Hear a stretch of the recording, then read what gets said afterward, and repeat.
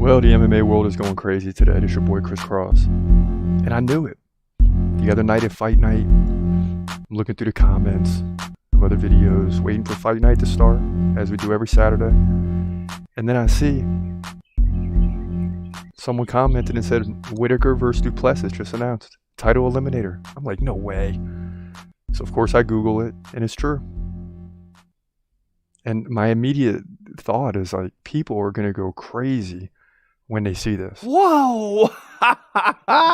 Because you're basically saying both these guys are better than Khamzat Chimaev. Everybody's upset. I mean, it's ridiculous. It's absolutely ridiculous. Oh my God, bro.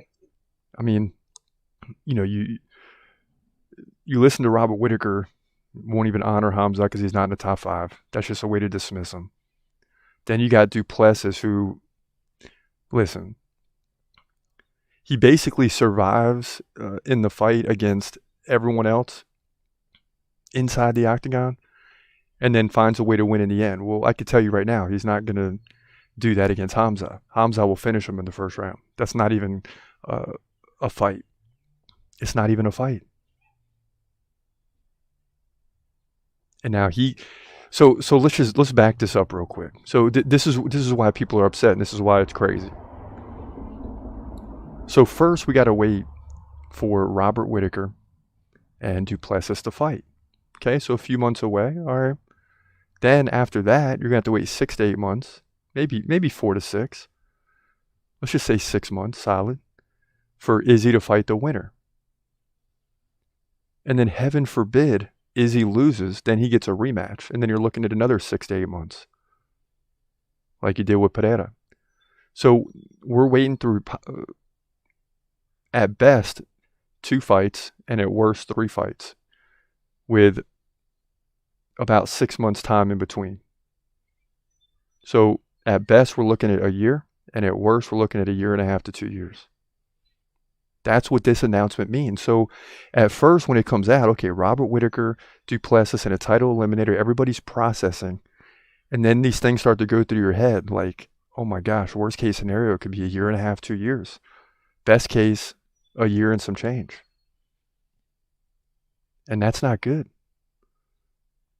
Because some of you that can't stand Khamzat still want to see him fight because you want to see him lose. Those of us who like Khamzat from the very beginning, like myself, and there's a lot of us out there, believe he's already a 2-belt, maybe 3-belt champion if the UFC plays his cards right. And they're blowing it right now.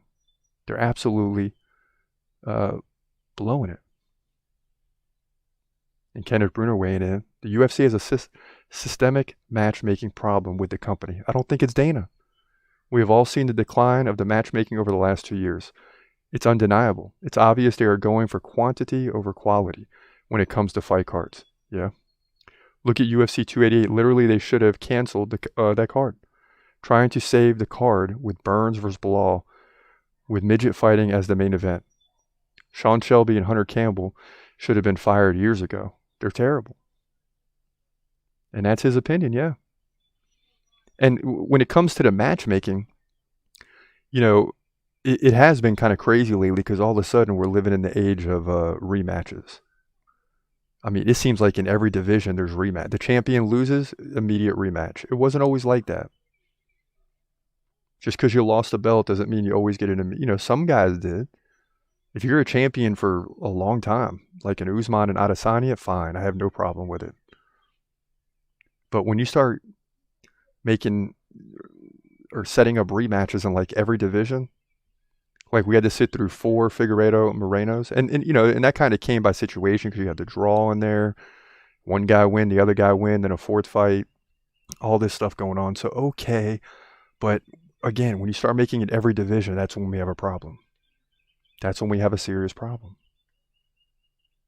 But Khamzat fans are upset because we're on hold again, and I know this is a continual topic week to week because it's something that's trending. It's something that people are fired up about.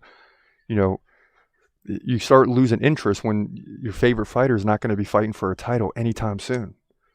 And worse, nobody wants to fight him, and the UFC should just say, okay, he's fighting for the title. Because listen, the guy is so serious that nobody wants to fight him. All you guys are on Twitter and things like that saying you want to fight him or you won't fight him because he's not in the top 5, whatever. So, okay, if nobody wants to fight him, what does that tell you? What does that tell you? Just give the guy a title shot and let everyone cry and complain. And then when he wins the title, everyone will shut up and then we can move on. So yeah, if you're the UFC, you're taking a big chance. You're taking a big risk, right? Taking the risk that he goes in there and loses and all the boo birds come out and say, see, you shouldn't have got a title shot and all this. But best case scenario, he wins the title and the UFC looks like it nailed it. And I have a good feeling that if Khamzat fights for the title, the UFC will nail it. The UFC will absolutely nail it. Because he's going to come in and get a first, second, or third round finish. And people are going to be going bananas because he won the title. You know? So that's what the people want to see happen. That's what needs to happen, is that we need Khamzat to fight for a title ASAP.